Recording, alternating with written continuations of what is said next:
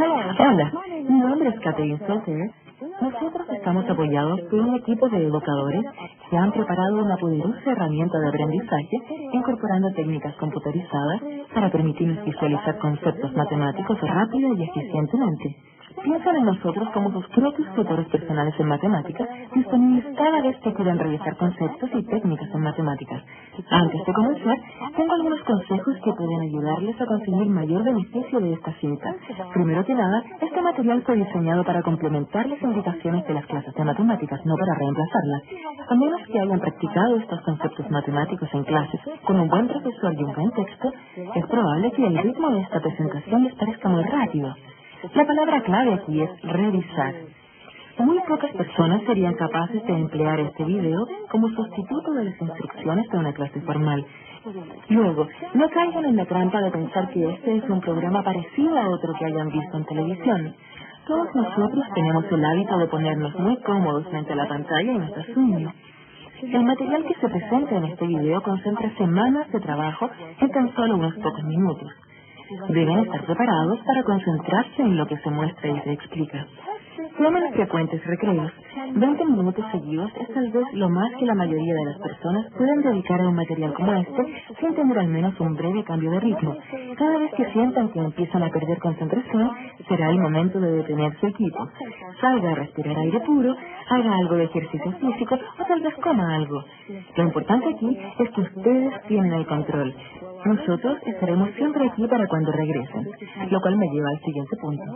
Para obtener el máximo beneficio de esta videocinta, deben acostumbrarse a la idea de usar los controles de su equipo de video. Para ayudarles a conseguir el refuerzo que necesitan, usen su control remoto si es que lo tienen, o si no, permanezcan cerca de su máquina. Prepárense para hacer una pausa, retroceder o revisar secciones hasta que estén seguros de un concepto que presentemos. A propósito, tengan a mano lápiz y papel y dispónganse a pulsar pausa y a copiar para sí mismos algo del material que presentamos. Resolver problemas aumentará su dominio de los tópicos.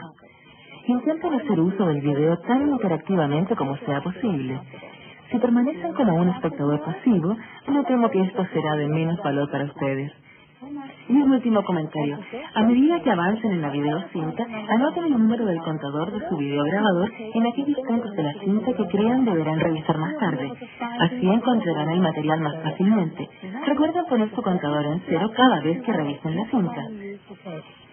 Bien, mientras se preparan, siéntense cerca del videograbador con su lápiz y algo de papel. Pueden detener la máquina y tomar su primer recreo antes de dedicarnos a nuestro primer tópico. Hola, yo soy Alan Roberts y ella es mi compañera Vanessa Stewart. Comencemos escribiendo dos de los términos básicos utilizados en el estudio de la geometría, un punto y una recta. Dos líneas rectas se cortan en un solo punto. Y si tenemos dos puntos, podemos dibujar una sola línea recta. Ahora, definamos con más cuidado y precisión a lo que nos referimos con puntos y líneas rectas. Un punto es una posición sobre un plano, y lo mostramos dibujando un punto o manchita. Pero si nuestros puntos son demasiado anchos, podemos atravesarlos con dos líneas rectas. Así que cuando hablamos de un punto, solo nos referimos a una ubicación o posición sobre el plano. Imagínenselo sin ancho, solo con posición. Lo dibujamos como punto, pero recuerden que no tiene ancho. Generalmente describimos un punto con una letra mayúscula, como A, B o C.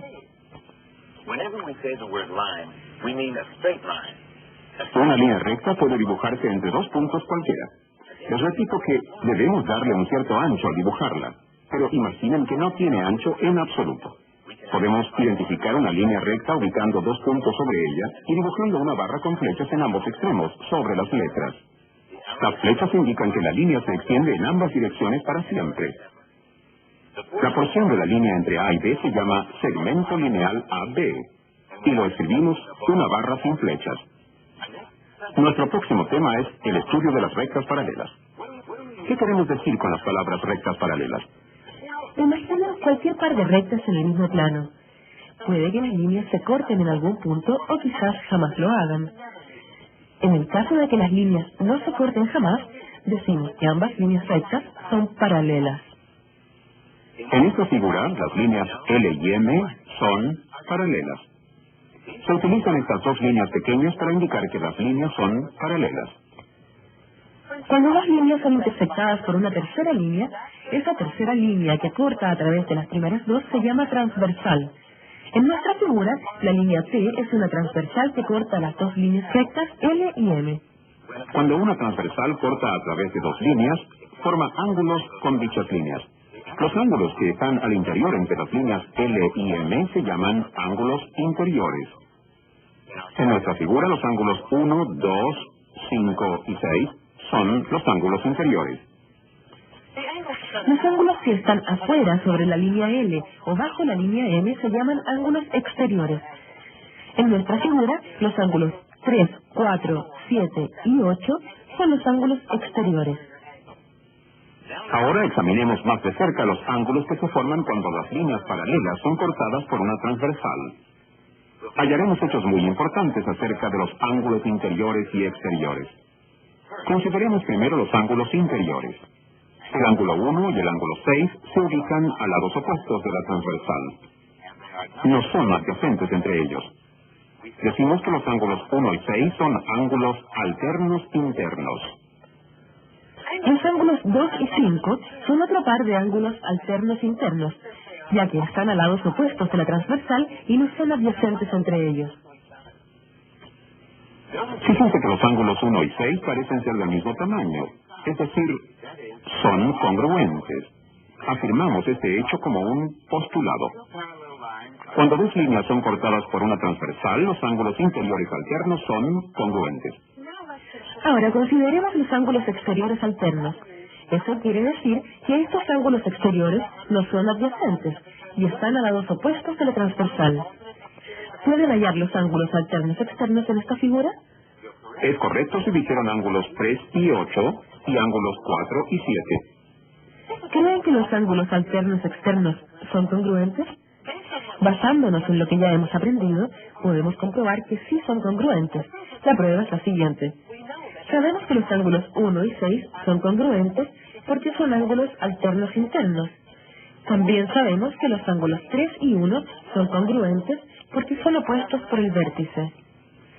Los ángulos 6 y 8 son congruentes por la misma razón, son ángulos opuestos por el vértice. Así que concluimos que estos cuatro ángulos son congruentes. Uno de los pares, 1 y 6, son los ángulos alternos internos que mencionamos al principio. El otro par, 3 y 8, son los ángulos exteriores alternos. De la misma forma podemos mostrar que los otros ángulos exteriores alternos, 4 y 7, son congruentes. Así hemos comprobado algo muy importante. Cuando dos líneas paralelas son cortadas por una transversal, los ángulos alternos externos son congruentes. Y podemos aprender un hecho más de nuestra comprobación. El par de ángulos 3 y 6 también son congruentes. A los ángulos 3 y 6 los llamamos ángulos correspondientes, porque sus posiciones corresponden relativas a la transversal. Cada uno se ubica en las esquinas superiores derechas sobre las líneas L y M. Y similarmente los ángulos 1 y 8 son iguales. Estos también son ángulos correspondientes, ubicados en las esquinas inferiores izquierdas bajo las líneas paralelas L y M. En resumen, ¿qué sabemos hasta ahora acerca de los ángulos que se forman cuando dos rectas paralelas son cortadas por una transversal? Los ángulos alternos internos son congruentes. Los ángulos alternos externos son congruentes. Y los ángulos correspondientes son congruentes. ¿Qué hay de los ángulos 1 y 5? ¿Son congruentes? Por supuesto que no. De hecho, en la figura pueden apreciar que el ángulo 1 es un ángulo agudo. Y el ángulo 5 es un ángulo obtuso. Pero podemos hacer una afirmación acerca de los dos ángulos 1 y 5. Ambos ángulos son suplementarios. Sumados, forman un ángulo recto o 180 grados. Y podemos comprobarlo de la siguiente forma. La medida del ángulo 1 más la medida del ángulo 2 es igual a 180 grados, porque forman una línea recta. Pero el ángulo 5 es exactamente del mismo tamaño que el ángulo 2 porque son ángulos alternos interiores. Así que podemos poner el ángulo 5 dentro de la primera ecuación en lugar del ángulo 2. Tal como los ángulos 1 y 5 son suplementarios, los ángulos 2 y 6 son suplementarios. En resumen, podemos afirmar que cuando dos líneas paralelas son cortadas por una transversal, los ángulos interiores del mismo lado de la transversal son suplementarios.